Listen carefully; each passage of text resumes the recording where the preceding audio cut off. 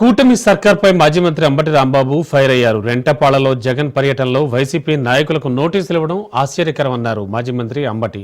తన రాజకీయ జీవితంలో పోలీసులు ఈ విధంగా వ్యవహరించడం మొదటిసారి చూస్తున్నారన్నారు.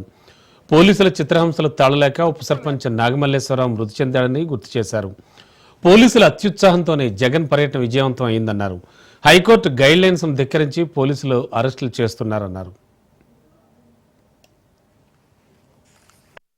మీద ఒక్కొక్కరి మీద ఎన్ని కేసులు పెడుతున్నారో నేను ప్రత్యేకంగా చెప్పాల్సిన అవసరం లేదు. అన్యాయంగా అక్రమంగా పోలీస్ హెరాస్మెంట్ తట్టుకోలేక నాగమల్లేశ్వరరావు అనేటువంటి ఒక వైఎస్ఆర్ కాంగ్రెస్ పార్టీ నాయకుడు ఆ గ్రామ వైస్ సర్పంచి ఆత్మహత్య చేసుకుంటే పలకరించడానికి వస్తే ఇన్ని కేసులు పెడతారు మా మీద. 1300 మంది పోలీసుల్ని ఇక్కడ డిప్లాయ్ చేశారు. దేనికో తెలుసా? జగన్మోహన్ రెడ్డి గారు వస్తుంటే ఆ జనాన్ని అరికట్టడం కోసం కాదు, ఎవ్వరు వెళ్ళడానికి వెళ్లే జగన్మోహన్ రెడ్డి గారి మీటింగ్ అని కాపురాలు కాశారు.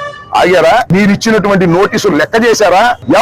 ఎవరిని కూడా సమీకరించకపోగా తండోపతండాలుగా వచ్చారు. అసలు పోలీసులు ఎవరు ఇంత బాగా లేకపోతే సగమంది వచ్చేవాళ్ళు. వైఎస్ఆర్ కాంగ్రెస్ పార్టీ నాయకులందరినీ 113 మందిని ఐడెంటిఫై చేసి కేసు పెట్టారు. ఏం చేస్తారా కేసు పెడితే?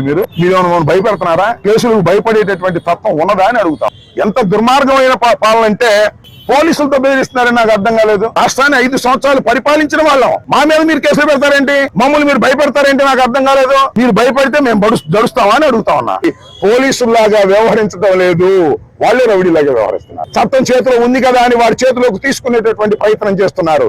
ఇది అన్యాయం, అక్రమం. పోలీసు వారికి మేము సహకరిస్తాం.